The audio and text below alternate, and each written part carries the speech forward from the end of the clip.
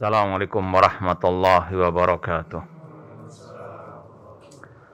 Innal hamdalillah nahmaduhu wa nasta'inuhu wa nastaghfiruh wa na'udzu billahi min syururi anfusina wa min sayyiati a'malina. Man yahdihillahu fala mudhillalah wa man yudlil fala hadiyalah. Asyhadu an la ilaha illallah wahdahu la syarikalah wa asyhadu anna Muhammadan abduhu wa rasuluh. Ya ayyuhalladzina amanu taqullaha haqqa tuqatih wa la tamutunna illa wa antum muslimun.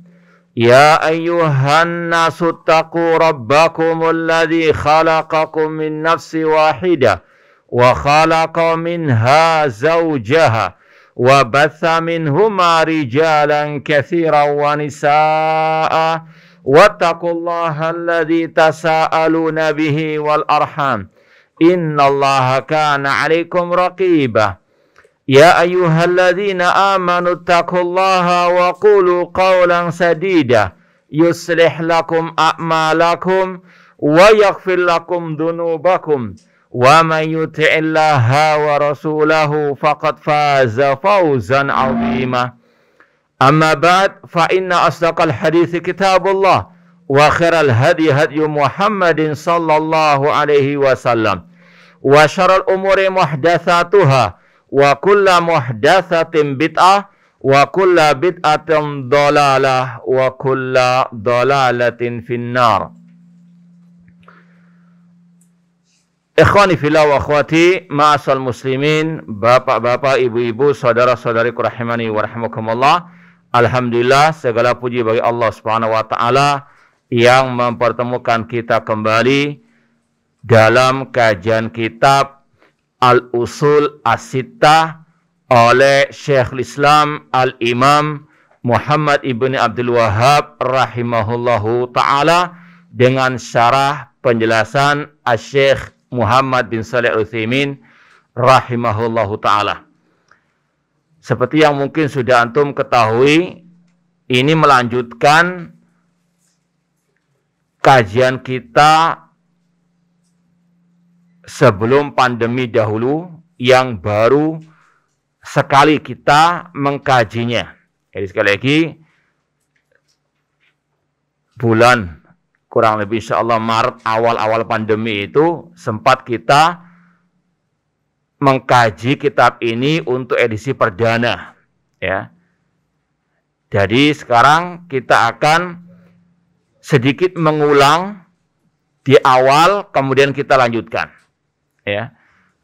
Dan untuk lebih memperjelas lagi, bisa antum dengarkan rekaman kajian yang dulu, ya. Sekali lagi untuk lebih memperjelas penjelasan dari muqaddimah, bisa didengarkan rekaman kajian kita edisi perdana kitab Al-Usul As-Sittah.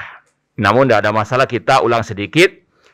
Kita mulai dari ucapan Syekhul Islam Muhammad bin Abdul Wahhab rahimahullah.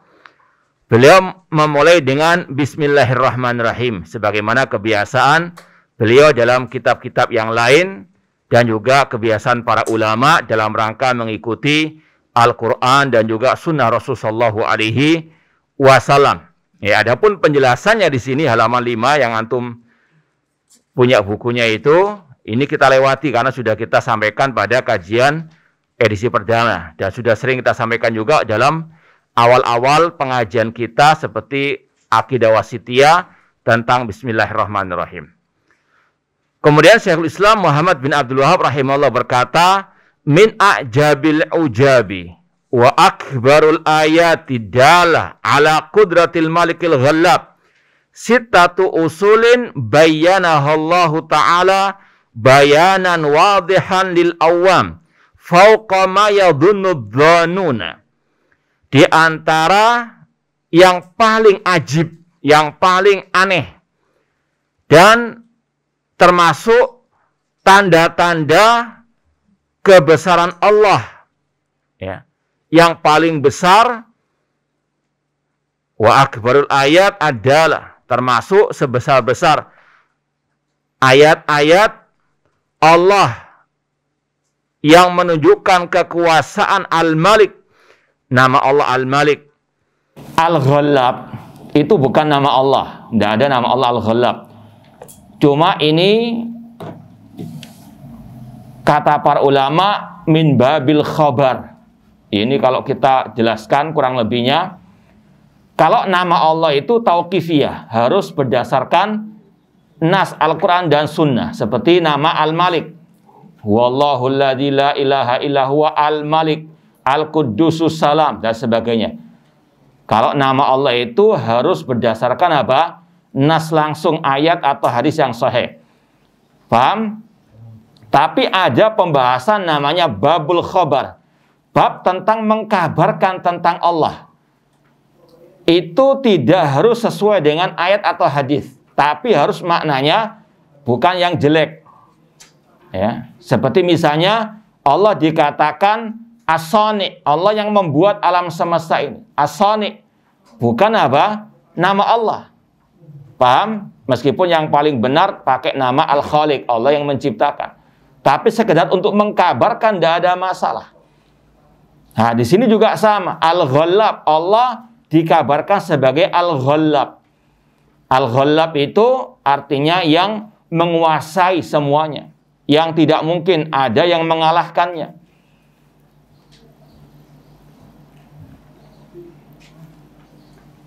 Ini pernah kita lewati dalam beberapa pembahasan kitab As-Salaf, ya.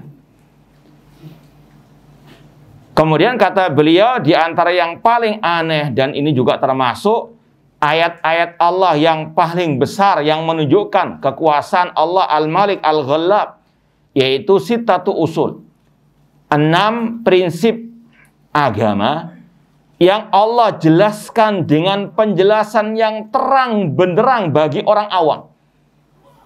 Ya, ini bagi orang awam sebetulnya sudah terang benderang, sudah jelas. Kalau istilah kita, lebih terang daripada matahari di siang bolong.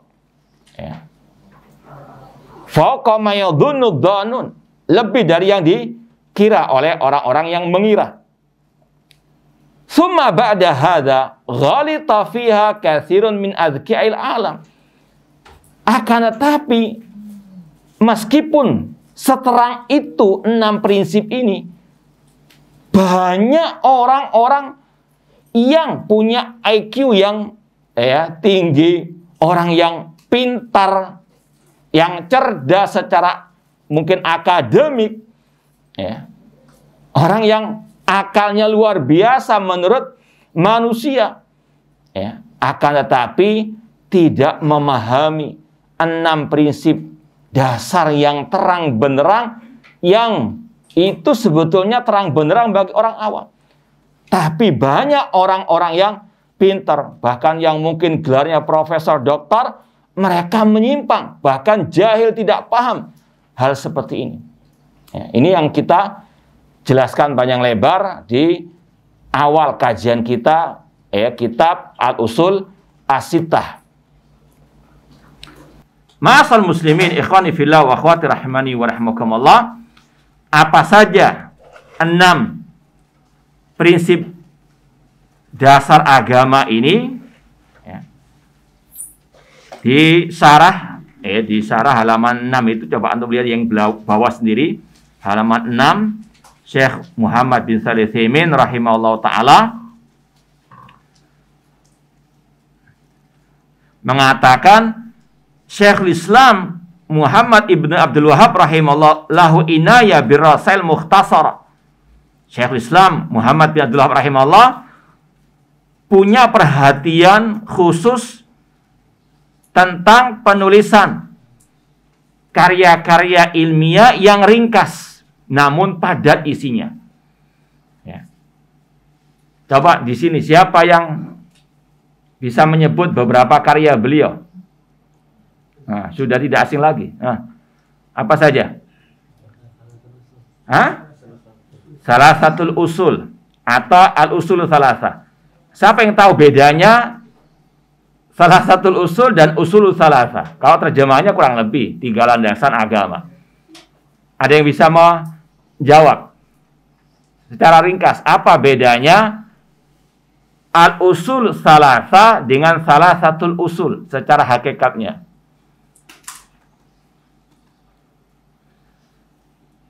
Memang yang paling masyhur itu al-usul as-salasa.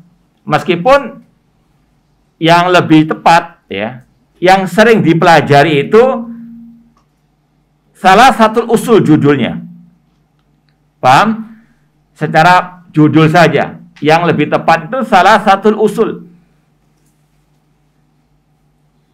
Nah, salasatul usul itu diringkas oleh Syekhul Islam sendiri, Syekhul Islam Muhammad bin Abdul Wahab diringkas sendiri dengan judul Al-Usul As-Salasa. Cuma itu saja sebetulnya, intinya sama. Cuma ulama membedakan antara salasatul usul dengan Al-Usul As-Salasa. Salasatul usul itu yang paling banyak dipelajari, yang masyhur. Nah, ada ringkasannya, judulnya Al-Usul As-Salasa. Nah, itu dimuat oleh para ulama dalam kitab Ad-Durar As-Saniyah. Ya, ada kitab kumpulan makalah dan tulisan Syekhul Islam Muhammad bin Abdul Wahab rahimahullah yang masyhur, judulnya Ad-Durar As-Saniyah. Kalau tidak salah di rumah saya ada 13 jilid itu. Nah, jilid pertama dimuat yang namanya Al-Usul As-Salasa. Itu ringkasan dari apa? Salasatul usul. Tapi ya nggak terlalu berpengaruh lah. Ya, cuma kalau mau lebih tepat lagi, salasatul usul itu aslinya Al-Usulul Salasa itu apa? Ringkasannya. Nah, kemudian apa lagi? Karya beliau yang ringkas namun padat isinya. Ya, kasus syubhat alhamdulillah sudah kita pelajari. Yang ketiga apa? Al-Qawaidul Arba. Apa lagi? Yang masyhur juga yang kita pelajari. Kitab apa? At-Tauhid. Kitab At-Tauhid. Ada Fadlul Islam dan seterusnya. Di sini beliau menulis ya, Al-Usulus Sittah atau Sittatul Usul. 6 prinsip dasar agama yang terang benderang. Beliau punya. Ada juga tadi Al-Qawaidul Arba, 4 kaidah. Ada Al-Usul Salasa atau Salasatul Usul, 3 landasan pokok agama. Beliau juga ada makalah tentang 5 prinsip dasar agama juga. Ini semuanya sesuai dengan bidangnya atau sesuai dengan arahnya. Beliau sering memakai angka ini mengikuti Rasul SAW. Kan dalam hadis sering Rasul mengatakan sab'atun yudhilluhumullah fi dhilli yauma la dhilla illa dhillu. Ada 7 golongan manusia yang akan Allah naungi di hari yang tidak naungan pada waktu itu. Rasul mengatakan salasun man kunna fi wajada bina halawatal iman. Ada 3 hal yang jika seseorang memilikinya dalam dirinya, maka dia akan merasakan nikmatnya iman. Banyak kan Rasul memakai angka-angka tersebut. Tujuannya lebih mudah untuk dihafalkan, diingat. Ya, di sini juga demikian. Apa 6 prinsip dasar agama yang terang benderang? Kata Syekhul Islam Muhammad bin Abdullah rahimahullah di sini, yang pertama al-ikhlas wa bayanu diddi wa huwa syirk. Masalah tauhid dan syirik ini terang benderang. Ya. Tapi masih banyak orang yang menyimpang. Kemudian al-aslu tsani al-ijtima' fid din wa nahyu an tafarruq fi. Bersatu di atas agama Allah, bersatu di atas tauhid dan sunnah Rasulullah SAW, dan larangan dari berpecah belah. Ini juga sama. Banyak yang menyimpang dari persatuan yang hakiki. Bahkan ada yang membolak-balikkan fakta. Tauhid dikatakan memecah belah umat, syirik dikatakan mempersatukan umat, naudzubillah min dzalik. Sunnah dikatakan memecah belah umat, bid'ah dikatakan menyatukan umat. Yang membantah kesesatan dikatakan membuat keributan, yang membuat syubhat dikatakan menyatukan, yang membuat syubhat lemah lembut, yang membantah dikatakan kasar keras dan sebagainya.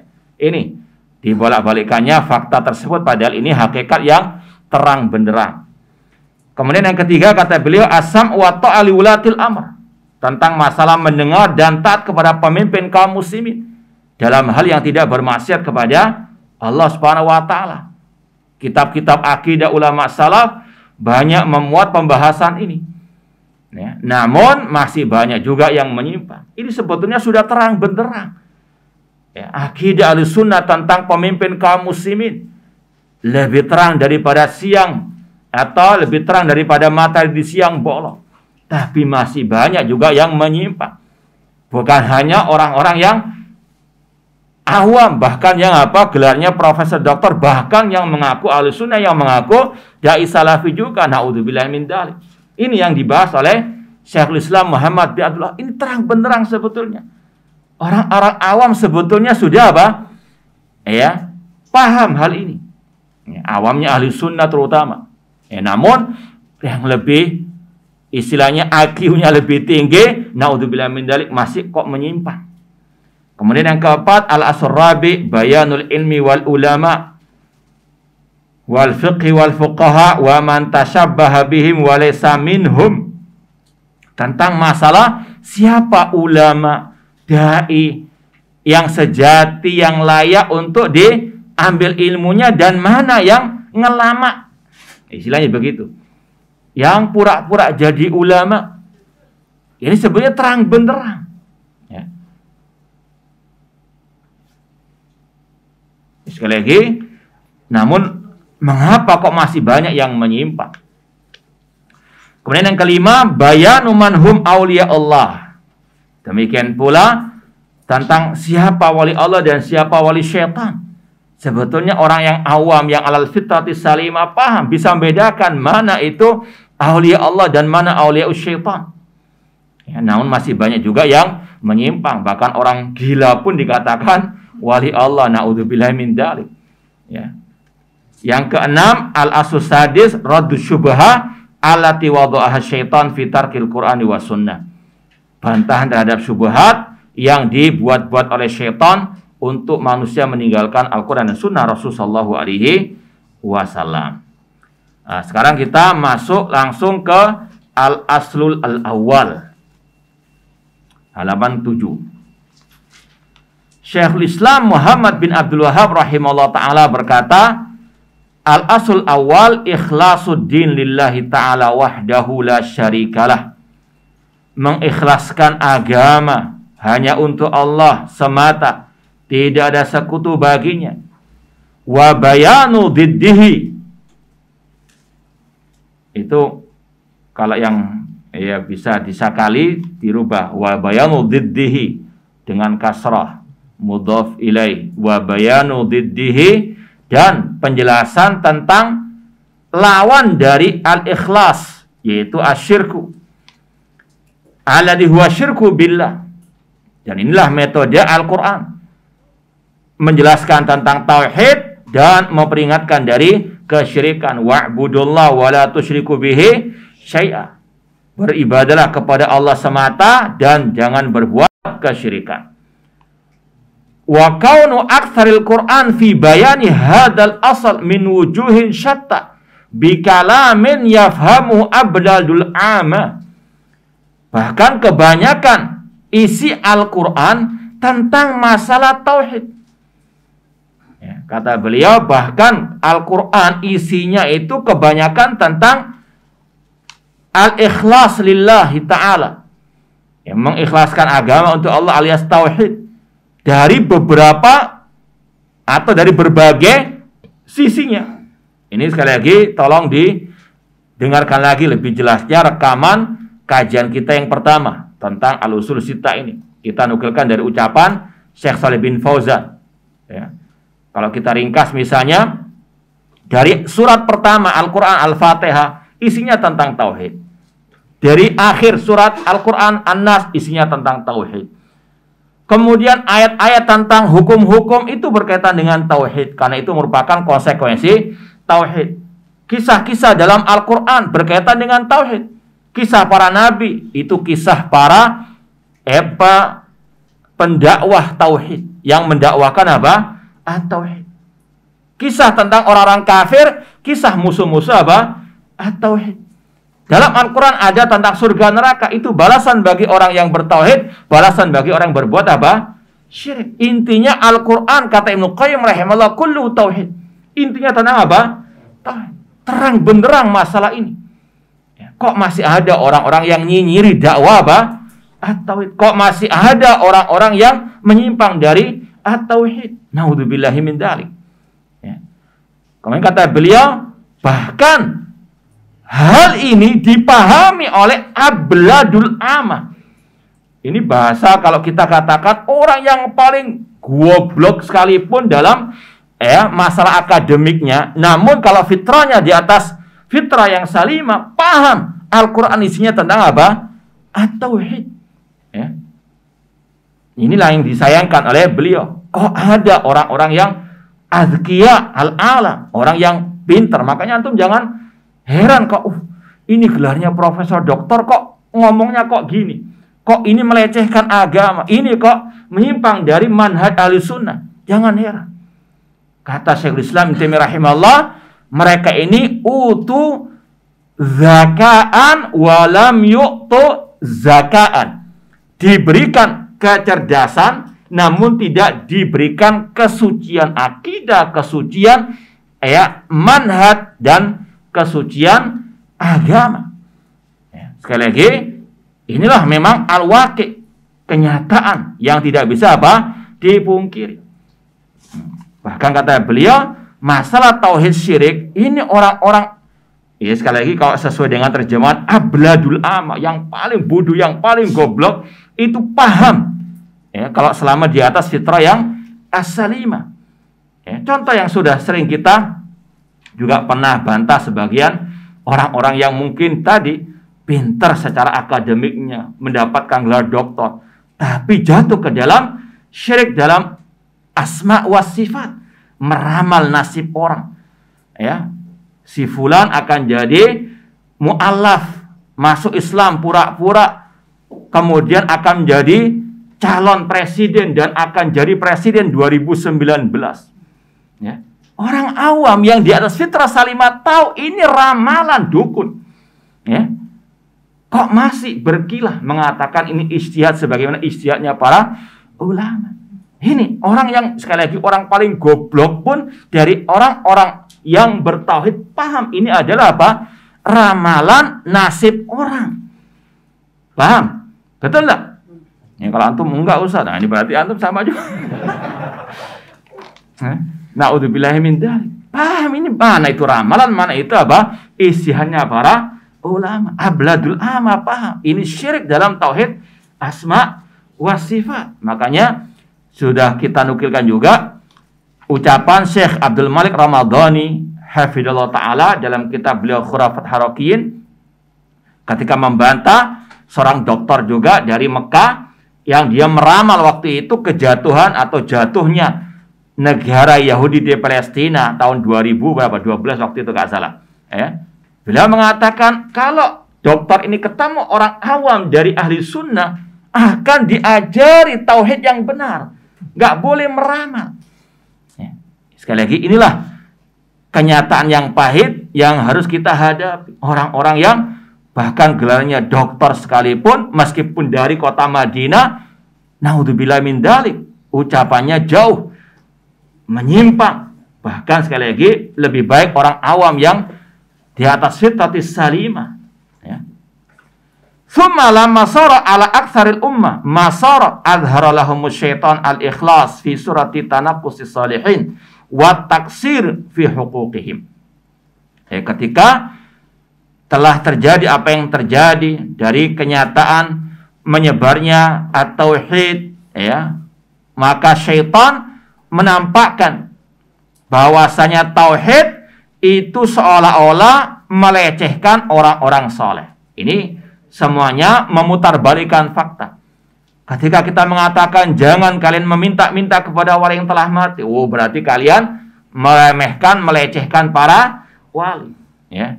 Ketika kita tidak mau, misalnya beristighosah, naudzubillah min dzalik, kepada yang telah mati, dikatakan kalian melecehkan, memperolok para wali.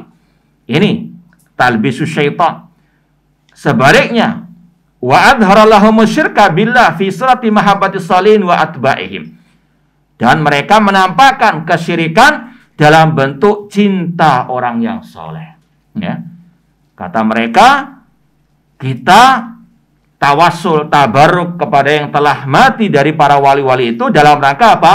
Cinta. Dan namanya cinta nggak butuh dalil. Naudzubillahi min dzalik. Ya, yang dibahas bukan masalah cintanya, namun bagaimana mereka mewujudkan cintanya dengan tabarruk, tawassul, dan juga minta-minta kepada yang telah mati tersebut. Apa bedanya dengan kelakuan orang-orang dari kaum Nabi Nuh alaihissalam? Seperti yang sudah kita lewati dari penjelasan Syekhul Islam Muhammad bin Abdul Wahhab rahimahullah dalam kasus syubhat. Ya, kaum Nabi Nuh mereka juga apa? Cinta kepada wali-wali yang saleh sampai mereka menyembah 5 wali saleh tersebut. Wa qalu la tadarunna alihatakum wa la tadarunna waddan wa la su'an wa la yautha wa ya'uqa wa nasra. Kaum Nabi Nuh mengatakan, jangan kalian meninggalkan sesembahan kalian. Jangan kalian meninggalkan Wad, Suwa, Yaghuz, Ya'uq, dan Nasra. 5 orang saleh yang mereka cintai namun berlebihan sampai menyembah 5 wali tersebut, sehingga Allah turunkan utus Nabi Nuh untuk mengeluarkan mereka dari kesyirikan kepada at-tauhid. Itu ucapan Syekhul Islam Muhammad bin Abdul Wahhab rahimahullah, dan ini juga sudah pernah kita baca di kajian yang pertama. Sekarang kita baca syarah dari Syekh Muhammad bin Shalih Al-Utsaimin rahimahullahu taala. Al-ikhlas lillahi maknahu an yaksidal mar'u bi ibadatihi ataqarrab ila Allah ta'ala wa tawassul ila dari karamatihi. Namanya ikhlas karena Allah adalah seseorang itu meniatkan dalam ibadahnya untuk mendekatkan diri kepada Allah dan untuk sampai kepada surga Allah Subhanahu wa taala. Ini namanya al-ikhlas. Ya, ini disampaikan di awal 6 prinsip dasar. Wallahu alam, karena inilah salah satu metode para ulama ketika menulis kitab-kitab hadis, dimulai dengan hadis apa? Innamal a'malu binniyat. Ya, sebagaimana Imam Al-Bukhari dalam kitab sahihnya awal hadis tentang innamal a'malu binniyat. Imam Nawawi dalam kitabnya apa? Arba'in Nawawiyah memulai dengan innamal a'malu binniyat. Untuk kita apa? Betul-betul niat ikhlas dalam beribadah. Di antaranya kita talabul ilmi. Ya, ini sebagai bahan koreksian bagi kita. Untuk apa kita datang ke tempat ini, ke majelis ini? Ya. Apa ada urusan dunia? Naudzubillah min dzalik. Ya. Apakah ada yang sekedar untuk memata-matai? Misalnya, ya, ada enggak? Semua pakai mata. Cuma beda ya kata-katanya. Ya. Jadi sekali lagi, hati-hati. Niat harus betul-betul lillahi ta'ala. Karena ancamannya berat. Orang yang tidak ikhlas dalam beribadah, di antaranya dalam talabul ilmi. Rasul SAW mengatakan, man ta'allama ilman mimma yubtagha bi wajhillah la yata'allamu illa li gharadin minad dunya lam yajid rihal jannah. Barang siapa yang belajar ilmu agama tujuannya untuk sebetulnya mencari ridho Allah, pahala di sisi Allah, namun kalau dia mencari ilmu agama untuk mendapatkan bagian dari urusan dunia, dia tidak akan mencium bau surga. Naudzubillahi min dzalik. Bahkan yang sudah masyhur hadisnya, awwalu man tusar bihimun nar salasa. Ada 3 golongan manusia yang pertama kali akan dimasukkan ke neraka. Di antaranya orang yang belajar ilmu agama tujuannya untuk dikatakan alim, atau belajar Al-Quran untuk dikatakan al-qari. Naudzubillahi min dzalik. Sekali lagi, ikhwani fillah wa akhwat rahimani wa rahimakumullah, tata niat kita, ikhlaskan niat kita dalam talabul ilmi khususnya ini untuk mengharapkan pahala di sisi Allah. Ini merupakan jalan menuju ke surga Allah. Man salaka tariqan yaltamisu fi ilman sahalallahu bi tariqan ilal jannah. Barang siapa menempuh perjalanan dalam rangka belajar ilmu agama, Allah mudahkan jalannya menuju surga. Semoga Allah mengumpulkan kita semua di surganya kelak. Namun sekali lagi harus betul-betul niatnya ikhlas lillahi ta'ala. Bi an yakunal abdu mukhlishan lillahi ta'ala fi qasdihi mukhlishan lillahi ta'ala fi mahabbatihi. Namanya ikhlas yaitu seorang hamba mengikhlaskan semua niatnya untuk Allah, meniatkan dalam dia beribadah karena cinta kepada Allah. Mukhlishan lillahi ta'ala fi ta'zim, ikhlas dalam mengagungkan Allah. Mukhlishan lillahi ta'ala fi dhahiri wa batinihi, ikhlas secara zahir maupun batin. Jangan hanya zahirnya kelihatan apa ikhlas. Ini semuanya kita sampaikan karena memang ada kenyataan demikian. Tahun-tahunan ngaji sama kita, tapi ternyata ikut apa membubarkan kajian kita. Kelihatannya apa anteng duduknya, tapi ternyata apa? Di belakang beda lagi. Maka sekali lagi hati-hati. Ikhlas lillahi ta'ala fi dhahiri wa batini, secara zahir maupun apa? Batin. La yabtaghi bi ibadati illa wajh Allah. Tidak mengharapkan dalam ibadah kepada Allah kecuali wajah Allah Subhanahu wa taala. Wal wusul ila dari kalamatihi, dan untuk mengharapkan surga Allah. Ini sekaligus bantahan kepada sebagian kelompok yang mengatakan kita ibadah kepada Allah hanya karena cinta kepada Allah, tidak mengharapkan surga, tidak takut neraka. Na'udzubillahi min dzalik. Ini jelas-jelas bertentangan dengan Al-Quran dan Sunnah Rasulullah SAW. Al-Quran ketika memuji, atau Allah ketika memuji orang-orang beriman bertakwa dalam masalah ibadah, tatajafa junubum anil madaji yad'una rabbahum khaufan wa tama'. Lambung-lambung orang beriman jauh dari tempat tidur mereka. Mereka apa? Berdoa kepada Rabb mereka khaufan wa tama', karena rasa takut dan berharap kepada Allah. Takut dari api neraka, berharap surga Allah Subhanahu wa ta'ala. Dan bahkan kata para ulama salaf terdahulu, man abadallah bil mahabbati wahda fahuwa zindiq. Barang siapa beribadah kepada Allah hanya karena cinta, maka dia zindiq. Wa man abadallah birraja'i wahda fahuwa murji'un. Barang siapa beribadah kepada Allah hanya karena berharap, dia pengikut kelompok murji'ah. Wa man abadallah bi al-khawfi wahda fahuwa haruriyun. Barang siapa beribadah kepada Allah hanya karena takut, maka dia pengikut kelompok al-khawarij, haruriyah.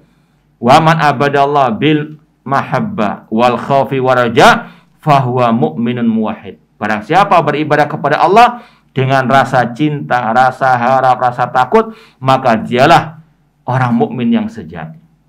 Bahkan para ulama mengibaratkan al-khawf waraja, rasa takut dan berharap, seperti dua sayap seekor burung yang tidak mungkin burung itu terbang dengan baik kecuali dengan kedua sayapnya tersebut.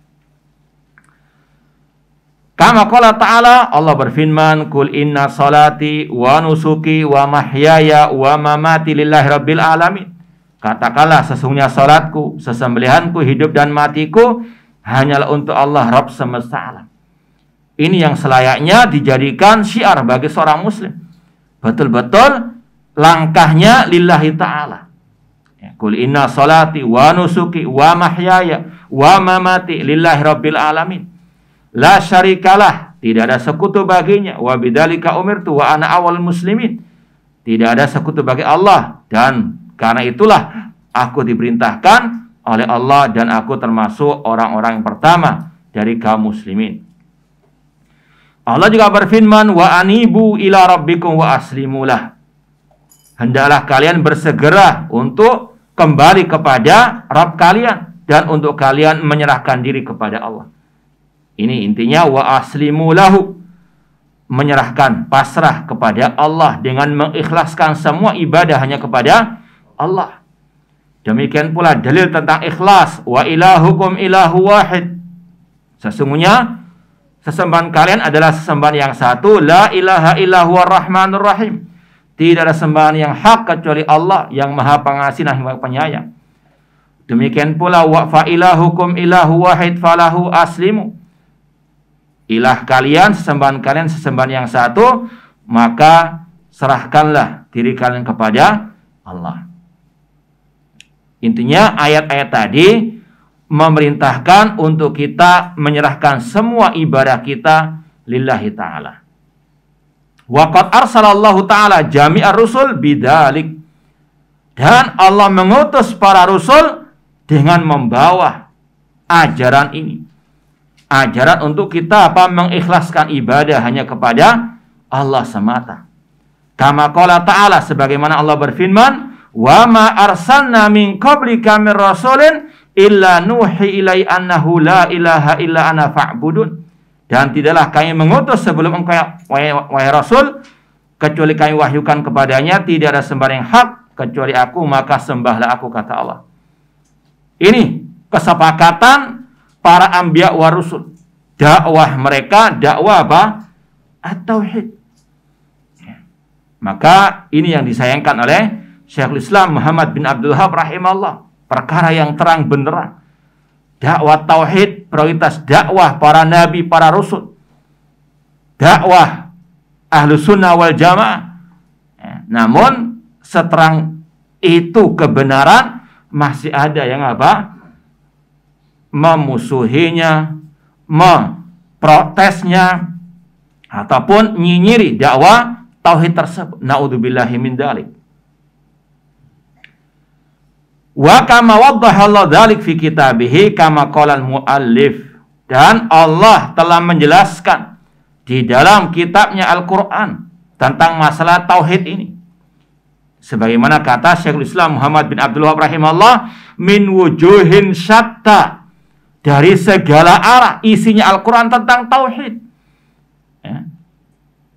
Yafhamuhu abladul amah, yang dipahami oleh orang yang paling bodoh sekalipun dari ahli sunnah yang di atas fitratis salimah. Mereka paham dakwah tauhid, dakwah yang harus diprioritaskan, yang harus diutamakan. Bahkan kata Syekh Muhammad bin Shalih Al-Utsaimin, faqad waddahahu Rasul sallallahu, dan juga dijelaskan oleh Rasulullah SAW seperti dalam hadis Mu'adz bin Jabal, innaka ta'ti qauman ahla kitab falyakun awwala ma tad'u ila syahadatu alla ilaha illallah. Wahai Mu'adz, engkau akan datang ke negeri Yaman, di tengah-tengah ahli kitab, jadikan dakwamu pertama kali tentang syahadat la ilaha illallah, tentang tauhid. Artinya sekali lagi, Allah dalam Al-Quran dengan terang benderang jelasnya menyatakan tauhid itu yang paling utama. Dakwah para anbiya wa rusul, tauhid dan tauhid dari awal sampai akhir surat Al-Quran tentang tauhid.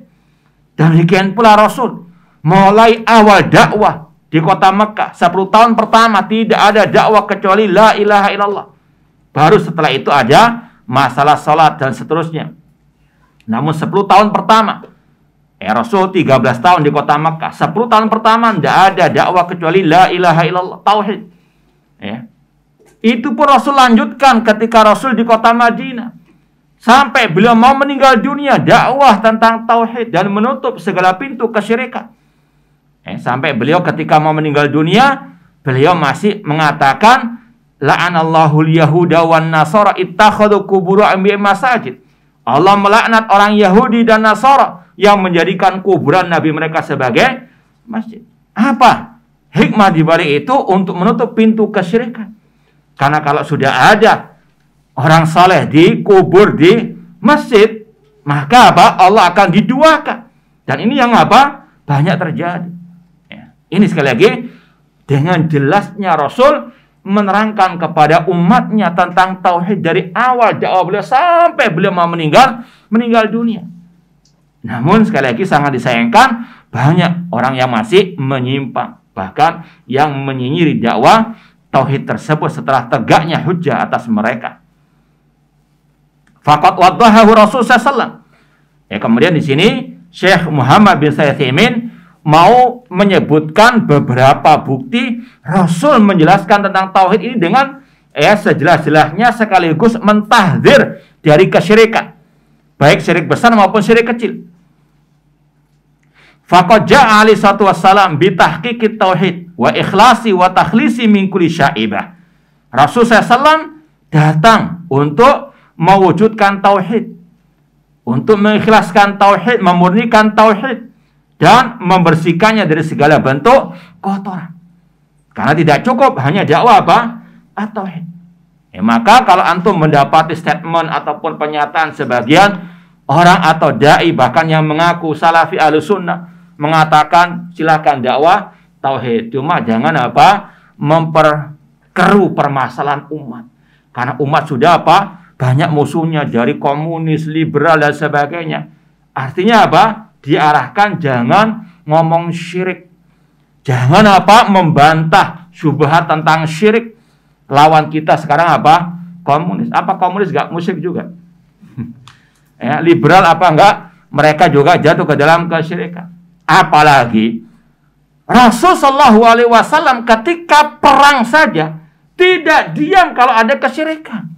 Karena nggak mungkin jihad kaum muslimin akan menang kalau apa? Syirik dibiarkan. Sebagaimana dalam kisah perang Khaybar. Ketika apa? Ada sebagian kaum muslimin yang baru masuk Islam minta dibuatkan pohon keramat. Itu pada waktu perang Hunain. Rasul apa? Marah, tidak diam. Rasul apa? Tidak mengatakan biarkan saja sekarang musuh kita orang musyrikin, tidak. Justru inilah kunci kesuksesan Rasul dan para sahabat, tidak diam dari kemungkaran, apalagi dikala berjihad di jalan Allah Subhanahu wa taala. Ya, Rasul SAW membersihkan tauhid dari segala bentuk kesyirikan. Namun kita ini yang kita ya ini salah satu bukti bagaimana sesuatu yang terang benderang dipermasalahkan oleh orang-orang yang azkiya tadi. Ya, kita nggak mengingkari mereka azkiya, pintar. Kalau nggak pintar nggak dapat dokter mungkin ya. Namun justru itu bumerang atasnya.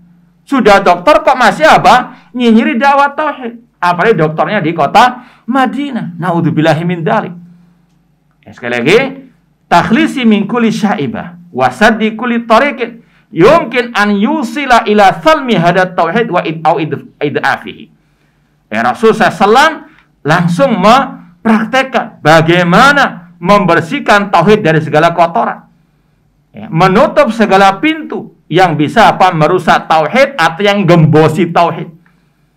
Ila salmi hadat tauhid, yang bisa apa? Merusak tauhid atau yang melemahkan, menggembosi. Hatta inna rajulan qala li Nabi sallallahu alaihi wasallam. Ini dicontohkan bagaimana Rasul tidak pernah diam dari kesyirikan. Ketika Rasul SAW mendengar seseorang berkata, Masya Allah wa syi'ta, karena kehendak Allah dan karena kehendakmu. Rasul menegur, Rasul marah, Rasul mengingkari. Seraya berkata, Aja'altani lillahi niddan, apakah engkau mau menjadikanku sebagai tandingan bagi Allah? Bal Masya Allah wahdah, bakal cukup mengatakan ini semuanya karena Allah. Meskipun kata para ulama boleh kita mengatakan Masya Allah summa syi'ta, karena Allah summa, kemudian karena dirimu. Kenapa kok Rasul melarang kata-kata Masya Allah wa syi'ta, karena Allah dan karena engkau? Fa'angkaran Nabi SAW ala hadar rajul an yakrina masyi'ata bimasyi'atillahi ta'ala biharfin yaktadi taswiyah. Ini ada kekeliruan tulisan, antum betulkan. Ini biasalah, salah cetak itu biasa.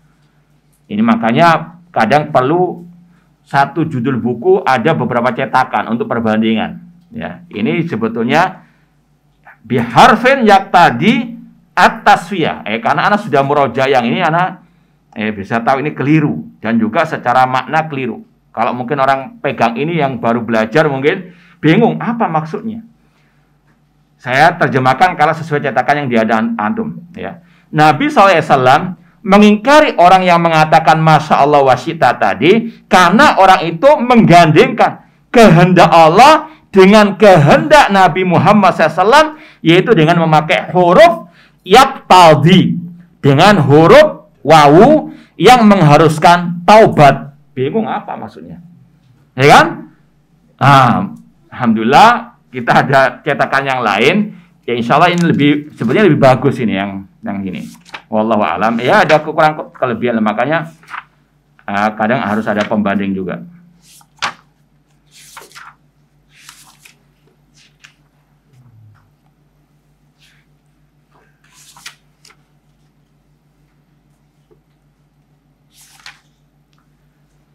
Baik. Nah, ini di halaman, kalau ini karena ini sudah kita pernah sampaikan, ini situ al-usul sittah gabung dengan syarah kasus syubhat.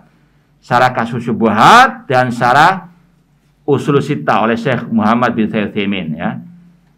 Ini halamannya 145 di tempat ini. Ini kalau antum tadi coret yang taubat, kata-kata taubat antum coret, antum ganti dengan kata-kata at-taswiyah yang bisa bahasa Arab, yang nggak bisa ya sudah fatakallah, cuma coret saja. At-taswiyata yaktadi at-taswiyata. Ya, alif lam kemudian ta kemudian sin wawu ya ta marbutah. At-taswiyata bainahuma.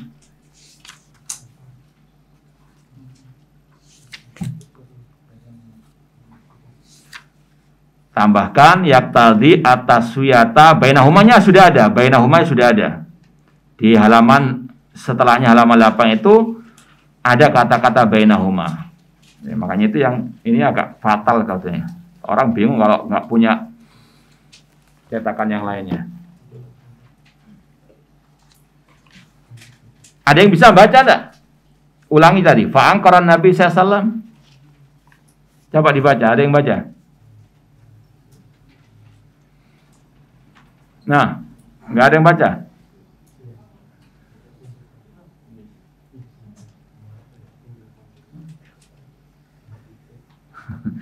Nah, intinya Nabi SAW mengingkari orang itu karena menggandengkan antara kehendak Allah dengan kehendak Nabi Muhammad SAW dengan memakai huruf yang mengharuskan at-taswiyata. At-taswiyah persamaan. Ya, dalam bahasa Arab wawu menunjukkan persamaan di situ. Masya Allah wa syi'ta. Rasul marah, Rasul menegur karena ada unsur menyamakan Allah dengan Rasul SAW, atau menyamakan Rasul dengan Allah Subhanahu wa ta'ala. At-taswiyata bainahuma. Wa ja'ala dzalika min ittikhadin nidda lillah azza wa jalla. Bahkan Rasul menganggap itu berarti menjadikan tandingan bagi Allah. Kelihatannya sepele ya, Masya Allah wasita. Tapi inilah bagaimana semangat antusiasnya Rasul untuk mengembalikan umat kepada at-tauhid. Bukan malah nyinyiri tauhid. Rasul sekali lagi semangat antusias bagaimana memurnikan tauhid. Ya. Bukan malah yang membantah syirik ataupun penyimpangan dalam masalah akidah, malah apa? Dimusuhi dan dinyinyiri. Ini sekali lagi beda dengan ajaran Rasul SAW atau metode manhaj ar-Rasul. Rasul tidak tinggal diam kalau ada kesalahan, meskipun secara asal mungkin bagi orang-orang, kebanyakan orang-orang, apa sih kok gini aja dipermasalahkan, hanya karena apa? Tapi tidak. Ya, Rasul SAW sangat teliti, sangat detail dalam masalah apa? Akidah dan tauhid. Wa min dzalika aidan, dan juga dari ucapan Nabi tadi itu kelihatannya lembut atau kasar atau keras. Apakah engkau mau menjadikan aku tandingan bagi Allah? Keras. Ya, ini masalah sekali lagi nggak bisa apa? Didiamkan. Rasul apa terkadang keras, dan sudah sering kita sampaikan, keras dalam lembut itu harus ditempatkan pada apa? Tempatnya. Ini jangan ketika waktu keras di lemah lembuti dikeras dan sebagainya. Semuanya apa? Harus dilakukan pada tempatnya. Wa min dzalika aidan anna nabiyya sallallahu alaihi wasallam harramal halfa bi ghairillah. Ini juga contoh, kalau mungkin antum kasih tanda nomor 2 ya, contoh atau bukti Rasul bagaimana memurnikan tauhid umat. Rasul tidak hanya mengatakan ibadahlah Allah, enggak. Tapi Rasul juga apa? Melarang dari kesyirikan yang besar maupun yang kecil. Ini membantah metode orang-orang yang hanya dakwah tauhid saja tanpa melarang dari kesyirikan, tanpa membantah penyimpangan dalam akidah ataupun tauhid. Rasul SAW juga mengharamkan bersumpah dengan selain nama Allah.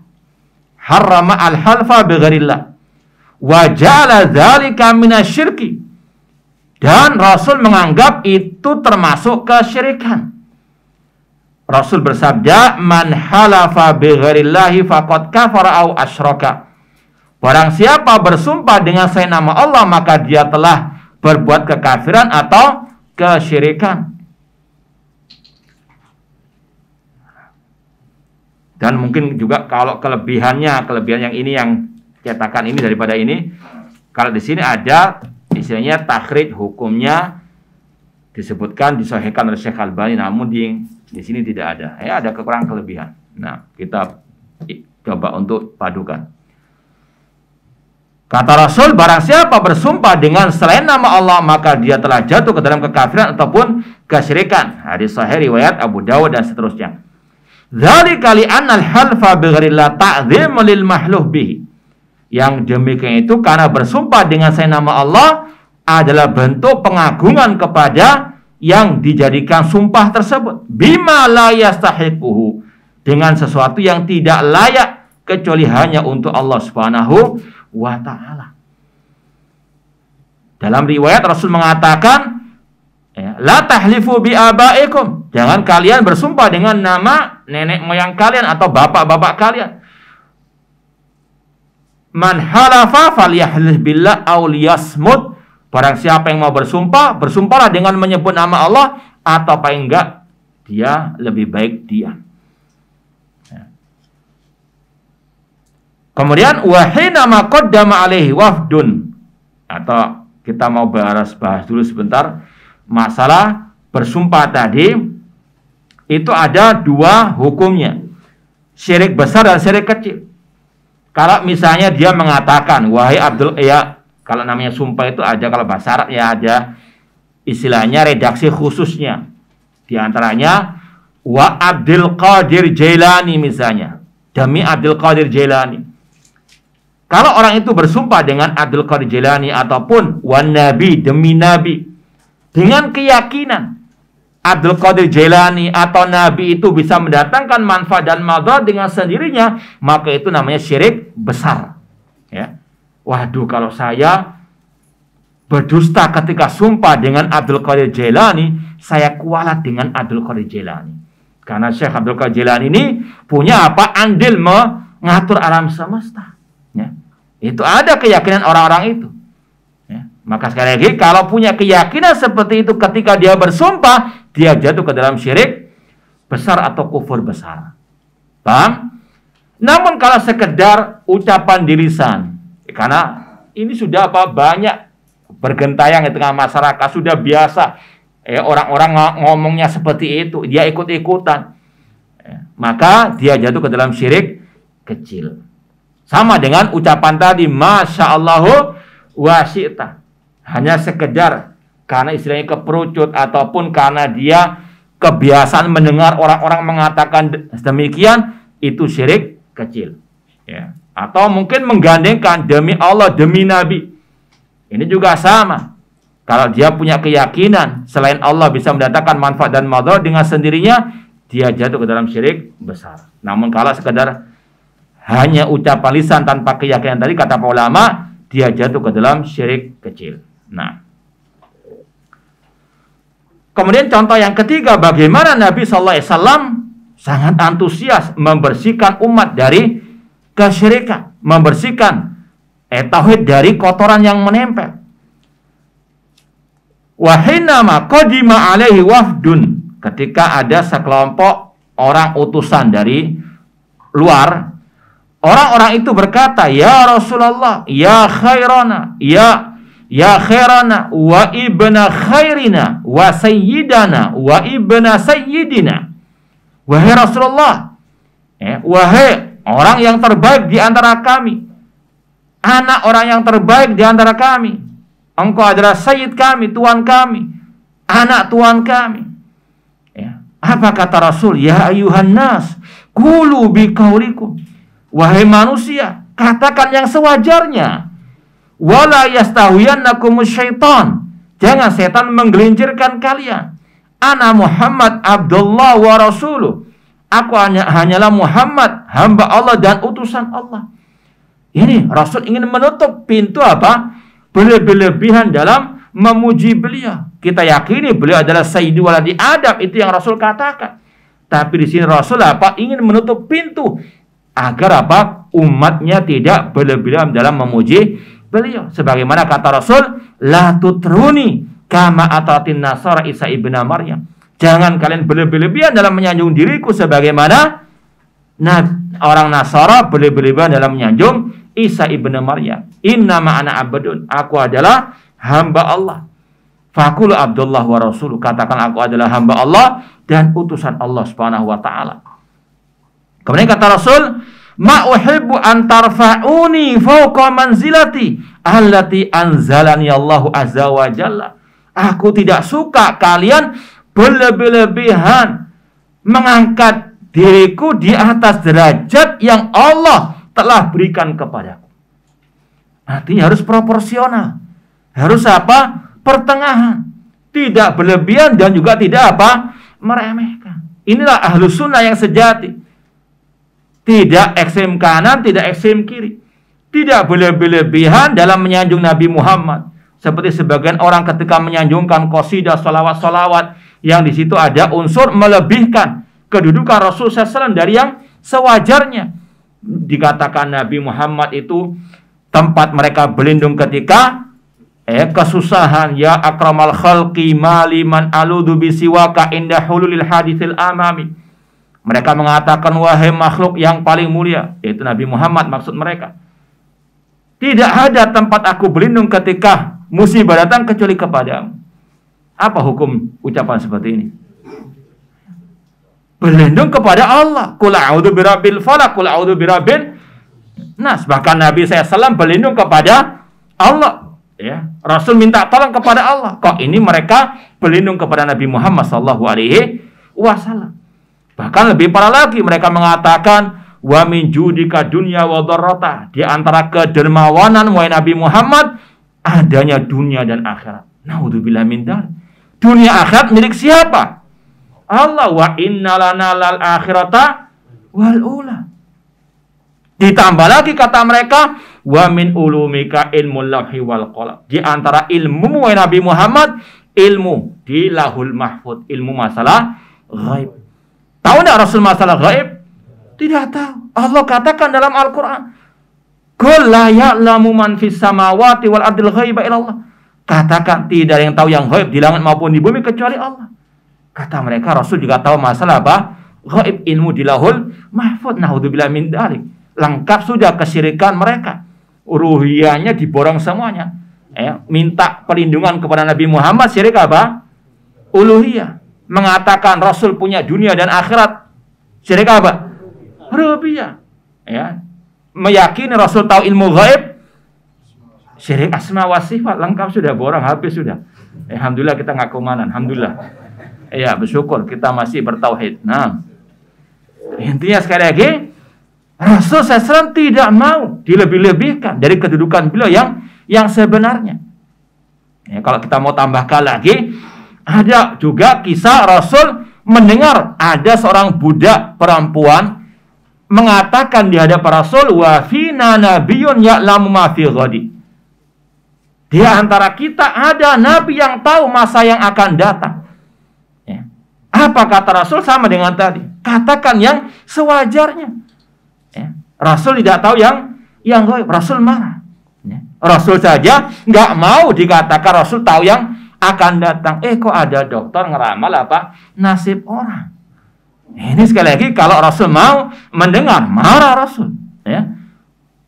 Ini sekali lagi, Rasul betul-betul antusias dalam membersihkan tauhid umat dari segala bentuk kotoran yang menempel. Waqad aqadal musannif rahimahullah lidzalik baban fi kitabit tauhid. Dan Syekhul Islam Muhammad bin Abdul Wahhab rahimahullah dalam kitab tauhid, ya.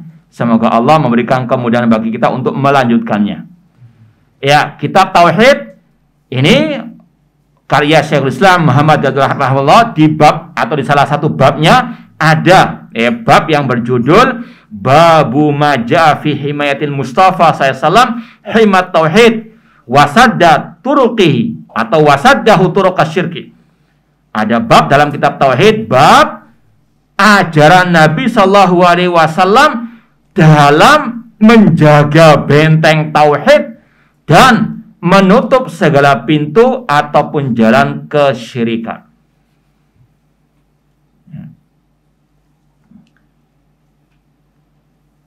Ma'asal muslimin, ikhwani fillah wa akhwati rahimani wa rahimakumullah. Ya, saya rasa mungkin cukup untuk kajian hari ini sampai di sini. Kalau mungkin ada pertanyaan, tafadhalu, insyaallah kita akan lanjutkan pada pertemuan yang akan datang. Wallahu taala a'lam.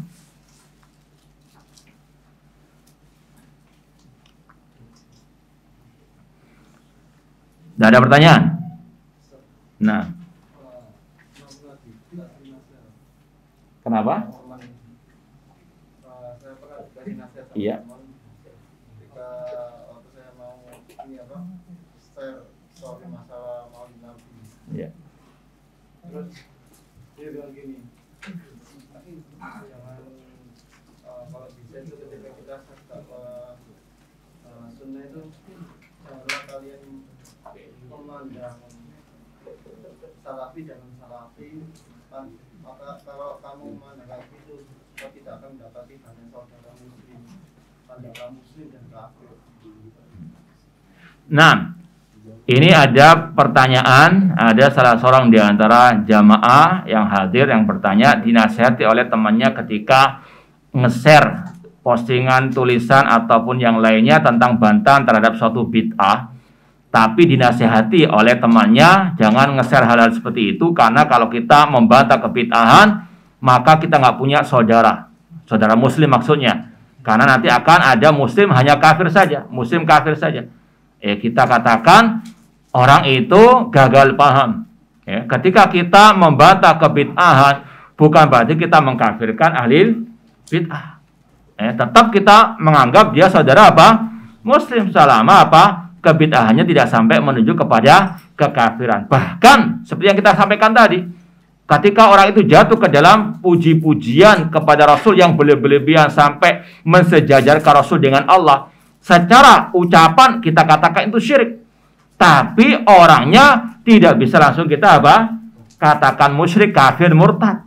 Kita Ahlussunnah wal Jamaah diajari oleh ulama Ahlussunnah, ulama salaf, kaidah-kaidah dalam masalah at-takfir atau membedakan antara at-takfir al-am dengan at-takfir al-muayyad. Antara kafir mengkafirkan secara umum, mengkafirkan perbuatan, ucapan, keyakinan, dan beda dengan mengkafirkan secara apa? Individu. Paham? Jadi sekali lagi, apalagi sekedar itu bid'ah, tidak sampai kepada kafiran, tidak mungkin kita apa? Mengkafirkan person-personnya.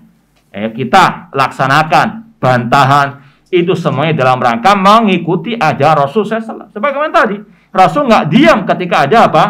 Kemungkaran, apalagi yang berkaitan dengan masalah al-aqidah. Paham? Apakah dituduh Rasul apa? Nggak punya saudara atau mecah belah? Naudzubillahi min dzalik. Paham? Jadi sekali lagi, terkadang orang-orang itu gagal paham. Atau emang orang-orang itu jahil murakkab. Jahil kuadrat. Nggak paham tapi apa? Sok paham. Nah, ya kita bersabar dalam apa? Menghadapi bulian, caci makian orang itu. Sebagaimana Rasul juga apa? Bersabar ketika menghadapi permusuhan, kebencian yang dibawa oleh orang-orang yang tidak suka dengan at-tauhid. Nah, wallahu a'lam.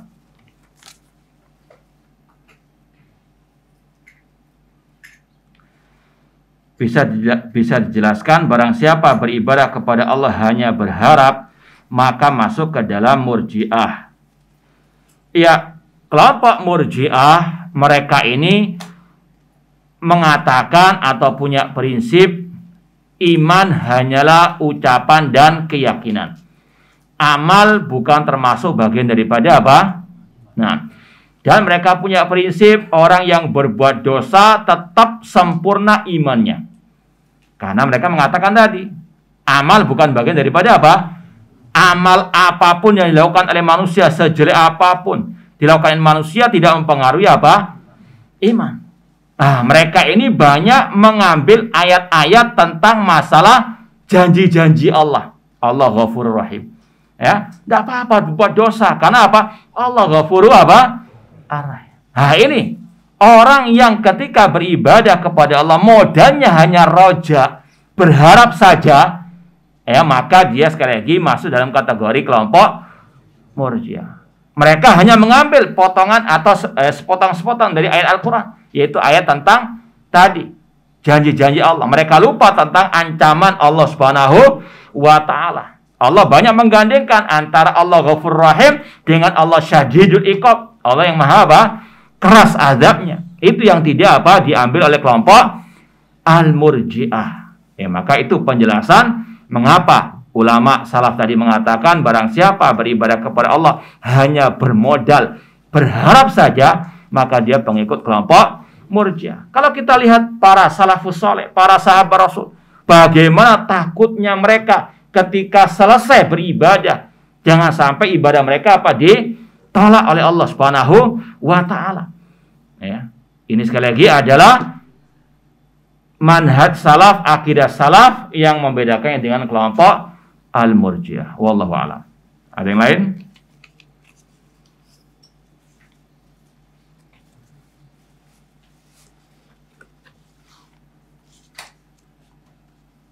Kalau ada kita akhiri.